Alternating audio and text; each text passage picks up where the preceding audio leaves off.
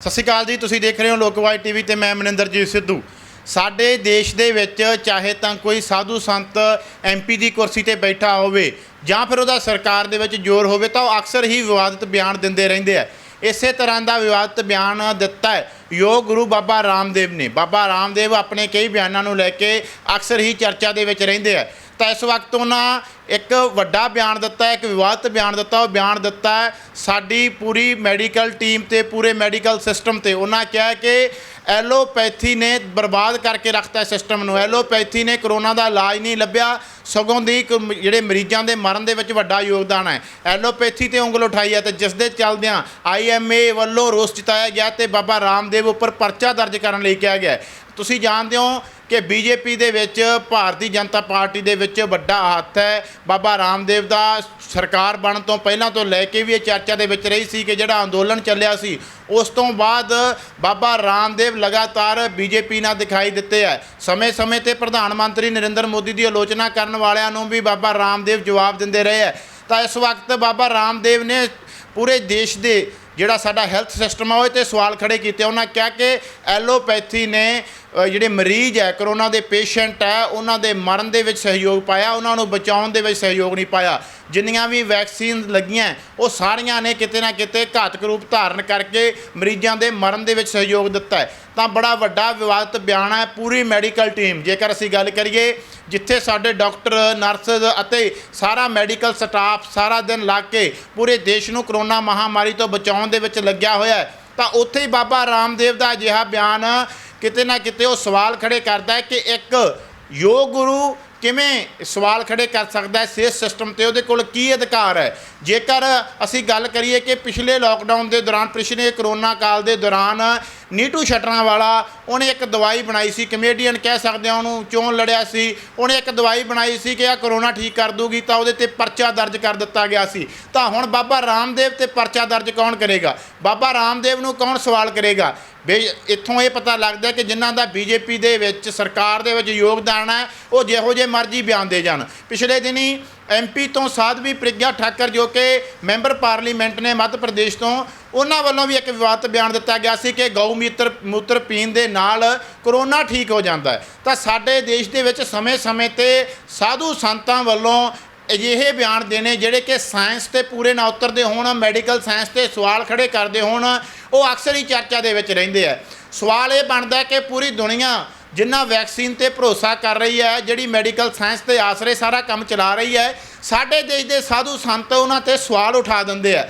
ਸਾਡੇ ਦੇਸ਼ ਦੇ ਸਾਧੂ ਸੰਤਾਂ ਵੱਲੋਂ ਉਹਨਾਂ ਨੂੰ ਨਕਾਰਿਆ ਜਾਂਦਾ ਹੈ। ਤਾਂ ਇਸੇ ਤਰੀਕੇ ਦਾ ਬਿਆਨ ਬਾਬਾ ਰਾਮਦੇਵ ਨੇ ਦਿੱਤਾ। ਤਾਂ ਤੁਸੀਂ ਉਹ ਬਿਆਨ ਜ਼ਰੂਰ ਸੁਣੋ ਕਿ ਬਾਬਾ ਰਾਮਦੇਵ ਨੇ ਕਿਸ ਤਰੀਕੇ ਦੇ ਨਾਲ ਐਲੋਪੈਥੀ ਨੂੰ ਪੂਰੀ ਤਰ੍ਹਾਂ ਨਾਲ ਰਿਜੈਕਟ ਕਰ ਦਿੱਤਾ ਹੈ, ਐਲੋਪੈਥੀ ਨੂੰ ਬੰਦੇ ਮਾਰਨ ਦੀ ਦਵਾਈ ਤੱਕ ਕਹਿ ਦਿੱਤਾ ਹੈ। सुबह ही भाई राकेश जी ने मुझे एक मैसेज फॉरवर्ड किया, जिस एलोपैथी वाले अपने आप को जो सुपर साइंस बोलने वाले हैं, कि गजब का तमाशा है। एलोपैथी एक ऐसी स्टूपिड और दिवालिया साइंस है कि पहले क्लोरोक्विन फेल हुई, फिर रेमडेसिविर फेल हो गई, फिर एंटीबायोटिक्स इनके फेल हो गए, फिर स्टेरॉइड इनके फेल हो गए, प्लाज्मा थेरापी के ऊपर भी कल बैन लग गया, और इवरमाक्टिन भी फेल हो गया, और जो है अभी एक बुखार के लिए क्या दे रहे हैं वो फेवी फ्लू, वो भी फेल है। जितने भी दवाएं दे रहे हैं, फिर लोग कह रहे हैं तमाशा हो क्या रहा है। बुखार की दवाई उनकी कोई कोरोना के ऊपर काम नहीं कर रही, क्योंकि आप बॉडी का टेम्परेचर उतार देते हैं। टेम्परेचर जिस कारण से आ रहा है, उस वायरस को, उस इन्फ्लेमेशन को, उस बैक्टीरिया को, उस जो है अलग उस फंगस को, जो भी अलग अलग प्रकार के इन्फेक्शन से जिस कारण से बुखार हो रहा हो, उसका निवारण तुम्हारे पास में है नहीं, तो कैसे ठीक करोगे? इसलिए मैं बहुत बड़ी बात कह रहा हूं। हो सकता है इसके ऊपर कुछ लोग विवाद करें, लाखों लोगों की मौत एलोपैथी की दवा खाने से हुई है। जितने लोगों की मौत हॉस्पिटल न जाने के कारण से हुई है, ऑक्सीजन न मिलने के कारण से हुई है, उससे ज्यादा लोगों की मौत ऑक्सीजन के बावजूद हुई है, दवा एलोपैथी की दवा मिलने के बावजूद हुई है, स्टीराइड की वजह से हुई है। ये कोई ताली बजाने की बात नहीं है, वैसी बात बता रहा हूं। ये पीड़ा की बात है कि लोग समझ ही नहीं रहे करें क्या। इसलिए अभी लाखों लोगों की मौत का कारण एलोपैथी है। आप कहेंगे फिर, मैं कहता हूं एलोपैथी साइंस पूरी खराब नहीं है। मॉडर्न मेडिकल साइंस का हम स्वागत करते हैं, साइंस और टेक्नोलॉजी का विरोध नहीं है। उसमें जो प्रयोग किए जाने वाले जो अलग अलग जो मेडिसिन्स हैं, जो उसकी अलग अलग थ्योरीज हैं, जो उसके अलग अलग जो फाइंडिंग्स हैं, जो अलग अलग उनकी झूठी रिसर्च हैं, उनका विरोध है। जितने लोगों की मौत ऑक्सीजन न मिलने से, दवा न मिलने से, हॉस्पिटल न जाने से हुई, उससे ज्यादा लोगों की मौत वहां हो रही है। और वहीं अब नए उपद्रव हो रहे हैं। कोरोना के बाद करोड़ों लोगों को, कोरोना के बाद कुछ लोग हॉस्पिटल्स में गए, कुछ ने घरों में ही ठोक ठोक के दवाइयां खाई हैं, मुट्ठा भर भर के। होम क्वारंटीन के दौरान डॉक्टर की सलाह लेकर के दवा खाओ, और सलाह दे रहे हैं वो ये सब जहर खाने की। कोरोना के बाद कोरोना तो नेगेटिव कर लिया, वो तो अपना आप ही नेगेटिव हो रहा था। उस दौरान अपना बिगाड़ और कर लिया। क्या कर लिया? लीवर खराब कर लिया, डायबिटीज कर ली, फेफड़े खराब कर लिए, 25%, 50%, 70% फेफड़े खराब कर लिए, बीपी बढ़ा लिया, दिमाग की परेशानियां खड़ी कर ली, नींद नहीं आती है, न्यूरो प्रॉब्लम्स हो गई है, एंजाइटी हो गई है, डिप्रेशन हो गया है, किसी को ब्रेन स्ट्रोक हो रहा है, किसी को कार्डियक अरेस्ट हो रहा है, किसी को रेस्पिरेटरी सिस्टम का फेलियर हो रहा है, किसी की शुगर 400-500 बढ़ गई है, किसी को इम्यूनो सप्रेशन हो गया है। और आर्टिफिशियली इम्यूनिटी बढ़ाने के लिए जो दवाई ली एलोपैथी की, उससे लोगों के भीतर ही एक अंदरूनी संघर्ष हो रहा है। अब एक तरफ नेचुरल जो हमारी इम्यूनिटी बढ़ती है, वो नेचुरल इम्यूनिटी हमारी ताकत है।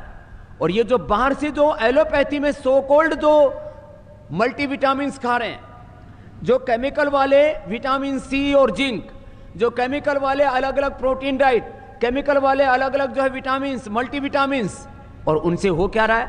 उससे एक बार तो लगता है कि ताकत सी आ गई है, और वो जो आर्टिफिशियली इम्यूनिटी को बूस्ट करते हैं, फिर कोरोना के कारण से जो आपस में दोनों में संघर्ष होता है, तो ऑटो इम्यून डिजीज हो रही है। माने अपनी इम्यूनिटी अपने शरीर के खिलाफ काम कर रही है। अपनी इम्यूनिटी अपने शरीर के खिलाफ जब काम करती है, तो जो कोरोना के अंदर होता है, कोरोना ये क्या करता है? गलत सिग्नल पास ऑन करता है और अपनी जैसी कॉपी तैयार करता है। कोरोना शरीर में जाकर के बच्चे पैदा नहीं करता, ये मच्छर संतति नहीं पैदा करता वहां, या ये अपने जैसी कॉपी तैयार करता है, सिग्नल भेजता है किसको? हमारे ही बॉडी की कोशिकाओं को। ਸਤਿ ਸ਼੍ਰੀ ਅਕਾਲ ਜੀ, ਤੁਸੀਂ ਦੇਖ ਰਹੇ ਹੋ ਲੋਕਵਾਈ ਟੀਵੀ ਤੇ ਮੈਂ ਮਨਿੰਦਰਜੀਤ ਸਿੱਧੂ। ਸਾਡੇ ਦੇਸ਼ ਦੇ ਵਿੱਚ ਚਾਹੇ ਤਾਂ ਕੋਈ ਸਾਧੂ ਸੰਤ ਐਮਪੀ ਦੀ ਕੁਰਸੀ ਤੇ ਬੈਠਾ ਹੋਵੇ ਜਾਂ ਫਿਰ ਉਹਦਾ ਸਰਕਾਰ ਦੇ ਵਿੱਚ ਜ਼ੋਰ ਹੋਵੇ, ਤਾਂ ਉਹ ਅਕਸਰ ਹੀ ਵਿਵਾਦਿਤ ਬਿਆਨ ਦਿੰਦੇ ਰਹਿੰਦੇ ਆ। ਇਸੇ ਤਰ੍ਹਾਂ ਦਾ ਵਿਵਾਦਿਤ ਬਿਆਨ ਦਿੱਤਾ ਹੈ ਯੋਗ ਗੁਰੂ ਬਾਬਾ ਰਾਮਦੇਵ ਨੇ। ਬਾਬਾ ਰਾਮਦੇਵ ਆਪਣੇ ਕਈ ਬਿਆਨਾਂ ਨੂੰ ਲੈ ਕੇ ਅਕਸਰ ਹੀ ਚਰਚਾ ਦੇ ਵਿੱਚ ਰਹਿੰਦੇ ਆ। ਤਾਂ ਇਸ ਵਕਤ ਉਹਨਾਂ ਇੱਕ ਵੱਡਾ ਬਿਆਨ ਦਿੱਤਾ ਹੈ, ਇੱਕ ਵਿਵਾਦਿਤ ਬਿਆਨ ਦਿੱਤਾ। ਉਹ ਬਿਆਨ ਦਿੱਤਾ ਹੈ ਸਾਡੀ ਪੂਰੀ ਮੈਡੀਕਲ ਟੀਮ ਤੇ ਪੂਰੇ ਮੈਡੀਕਲ ਸਿਸਟਮ ਤੇ। ਉਹਨਾਂ ਕਿਹਾ ਕਿ ਐਲੋਪੈਥੀ ਨੇ ਬਰਬਾਦ ਕਰਕੇ ਰੱਖਤਾ ਸਿਸਟਮ ਨੂੰ। ਐਲੋਪੈਥੀ ਨੇ ਕਰੋਨਾ ਦਾ ਇਲਾਜ ਨਹੀਂ ਲੱਭਿਆ, ਸਗੋਂ ਦੀ ਜਿਹੜੇ ਮਰੀਜ਼ਾਂ ਦੇ ਮਰਨ ਦੇ ਵਿੱਚ ਵੱਡਾ ਯੋਗਦਾਨ ਹੈ। ਐਲੋਪੈਥੀ ਤੇ ਉਂਗਲ ਉਠਾਈ ਹੈ, ਤੇ ਜਿਸ ਦੇ ਚੱਲਦਿਆਂ IMA ਵੱਲੋਂ ਰੋਸ ਜਤਾਇਆ ਗਿਆ ਤੇ ਬਾਬਾ ਰਾਮਦੇਵ ਉੱਪਰ ਪਰਚਾ ਦਰਜ ਕਰਨ ਲਈ ਕਿਹਾ ਗਿਆ। ਤੁਸੀਂ ਜਾਣਦੇ ਹੋ ਕਿ BJP ਦੇ ਵਿੱਚ, ਭਾਰਤੀ ਜਨਤਾ ਪਾਰਟੀ ਦੇ ਵਿੱਚ ਵੱਡਾ ਹੱਥ ਹੈ ਬਾਬਾ ਰਾਮਦੇਵ ਦਾ। ਸਰਕਾਰ ਬਣਨ ਤੋਂ ਪਹਿਲਾਂ ਤੋਂ ਲੈ ਕੇ ਵੀ ਇਹ ਚਰਚਾ ਦੇ ਵਿੱਚ ਰਹੀ ਸੀ ਕਿ ਜਿਹੜਾ ਅੰਦੋਲਨ ਚੱਲਿਆ ਸੀ, ਉਸ ਤੋਂ ਬਾਅਦ ਬਾਬਾ ਰਾਮਦੇਵ ਲਗਾਤਾਰ BJP ਨਾਲ ਦਿਖਾਈ ਦਿੱਤੇ ਹੈ। ਸਮੇਂ-ਸਮੇਂ 'ਤੇ ਪ੍ਰਧਾਨ ਮੰਤਰੀ ਨਰਿੰਦਰ ਮੋਦੀ ਦੀ ਆਲੋਚਨਾ ਕਰਨ ਵਾਲਿਆਂ ਨੂੰ ਵੀ ਬਾਬਾ ਰਾਮਦੇਵ ਜਵਾਬ ਦਿੰਦੇ ਰਹੇ ਹੈ।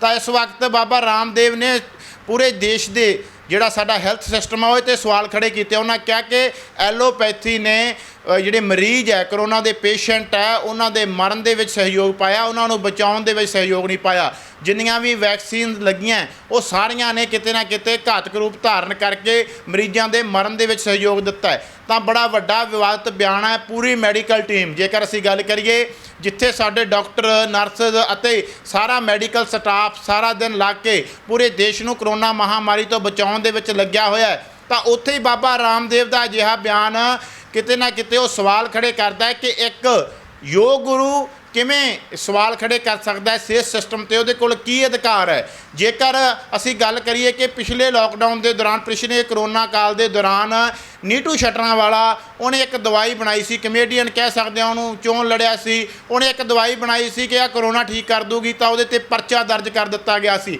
ਤਾਂ ਹੁਣ ਬਾਬਾ ਰਾਮਦੇਵ 'ਤੇ ਪਰਚਾ ਦਰਜ ਕੌਣ ਕਰੇਗਾ? ਬਾਬਾ ਰਾਮਦੇਵ ਨੂੰ ਕੌਣ ਸਵਾਲ ਕਰੇਗਾ?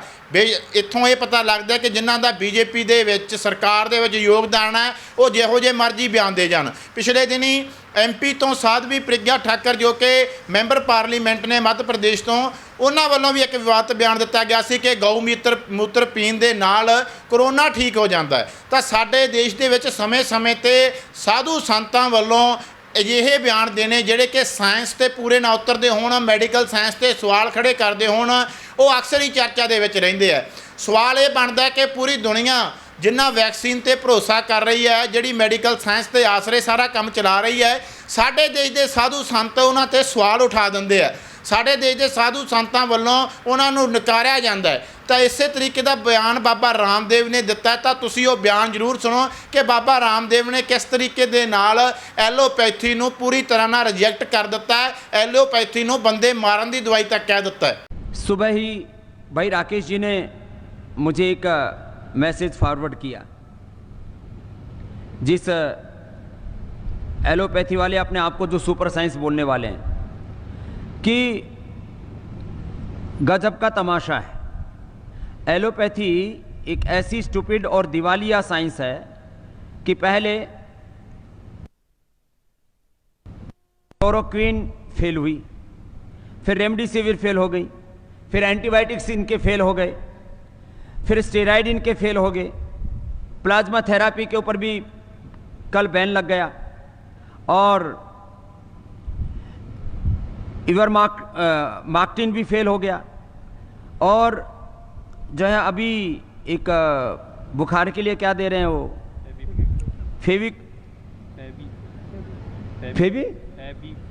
फेविफ्लू, वो भी फेल है। जितने भी दवाएं दे रहे हैं, फिर लोग कह रहे हैं तमाशा हो क्या रहा है?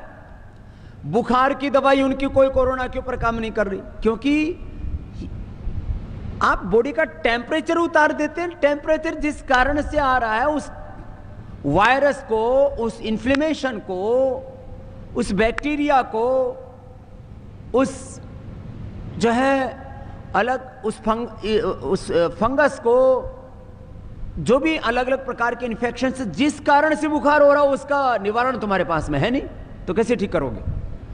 इसलिए मैं एक बहुत बड़ी बात कह रहा हूं, हो सकता है इसके ऊपर कुछ लोग विवाद करें। लाखों लोगों की मौत एलोपैथी की दवा खाने से हुई है। जितने लोगों की मौत हॉस्पिटल न जाने के कारण से हुई है, ऑक्सीजन न मिलने के कारण से हुई है, उससे ज्यादा लोगों की मौत ऑक्सीजन के बावजूद हुई है, दवा एलोपैथी की दवा मिलने के बावजूद हुई है, स्टीरॉइड की वजह से हुई है। ये कोई ताली बजाने की बात नहीं है, एक वैसी बात बता रहा हूं। ये पीड़ा की बात है कि लोग समझ ही नहीं रहे करें क्या। इसलिए अभी लाखों लोगों की मौत का कारण एलोपैथी है। आप कहेंगे फिर, मैं कहता हूं एलोपैथी साइंस पूरी खराब नहीं है। मॉडर्न मेडिकल साइंस का हम स्वागत करते हैं, साइंस और टेक्नोलॉजी का विरोध नहीं है। उसमें जो प्रयोग किए जाने वाले जो अलग अलग जो मेडिसिन्स हैं, जो उसकी अलग अलग थ्योरीज हैं, जो उसके अलग अलग जो फाइंडिंग्स हैं, जो अलग अलग उनकी झूठी रिसर्च हैं, उनका विरोध है। जितने लोगों की मौत ऑक्सीजन न मिलने से, दवा न मिलने से, हॉस्पिटल न जाने से हुई, उससे ज्यादा लोगों की मौत वहां हो रही है, और वहीं अब नए उपद्रव हो रहे हैं। कोरोना के बाद करोड़ों लोगों को कोरोना के बाद कुछ लोग हॉस्पिटल्स में गए, कुछ ने घरों में ही ठोक ठोक के दवाइयां खाई हैं, मुट्ठा भर भर के। होम क्वारंटीन के दौरान डॉक्टर की सलाह लेकर के दवा खाओ, और सलाह दे रहे हैं वो ये सब जहर खाने की। कोरोना के बाद कोरोना तो नेगेटिव कर लिया, वो तो अपना आप ही नेगेटिव हो रहा था। उस दौरान अपना बिगाड़ और कर लिया। क्या कर लिया? लीवर खराब कर लिया, डायबिटीज कर ली, फेफड़े खराब कर लिए, 25%, 50%, 70% फेफड़े खराब कर लिए, बीपी बढ़ा लिया, दिमाग की परेशानियां खड़ी कर ली, नींद नहीं आती है, न्यूरो प्रॉब्लम्स हो गई हैं, एंजाइटी हो गई है, डिप्रेशन हो गया है, किसी को ब्रेन स्ट्रोक हो रहा है, किसी को कार्डियक अरेस्ट हो रहा है, किसी को रेस्पिरेटरी सिस्टम का फेलियर हो रहा है, किसी की शुगर 400-500 बढ़ गई है, किसी को इम्यूनो सप्रेशन हो गया है। और आर्टिफिशियली इम्यूनिटी बढ़ाने के लिए तो दवाई ली एलोपैथी की, उससे लोगों के भीतर ही एक अंदरूनी संघर्ष हो रहा है। अब एक तरफ नेचुरल जो हमारी इम्यूनिटी बढ़ती है, वो नेचुरल इम्यूनिटी हमारी ताकत है, और ये जो बाहर से जो एलोपैथी में सो कॉल्ड जो मल्टीविटामिन्स खा रहे हैं, जो केमिकल वाले विटामिन सी और जिंक, जो केमिकल वाले अलग अलग प्रोटीन डाइट, केमिकल वाले अलग अलग जो है विटामिन्स, मल्टीविटामिन्स, और उनसे हो क्या रहा है? उससे एक बार तो लगता है कि ताकत सी आ गई है, और वो जो आर्टिफिशियली इम्यूनिटी को बूस्ट करते हैं, फिर कोरोना के कारण से जो आपस में दोनों में संघर्ष होता है, तो ऑटो इम्यून डिजीज हो रही है। माने अपनी इम्यूनिटी अपने शरीर के खिलाफ काम कर रही है। अपनी इम्यूनिटी अपने शरीर के खिलाफ जब काम करती है, तो जो कोरोना के अंदर होता है, कोरोना ये क्या करता है? गलत सिग्नल पास ऑन करता है और अपनी जैसी कॉपी तैयार करता है। कोरोना शरीर में जाकर के बच्चे पैदा नहीं करता, ये मच्छर संतति नहीं पैदा करता वहां, या ये अपने जैसी कॉपी तैयार करता है, सिग्नल भेजता है। किसको? हमारे ही बॉडी की कोशिकाओं को।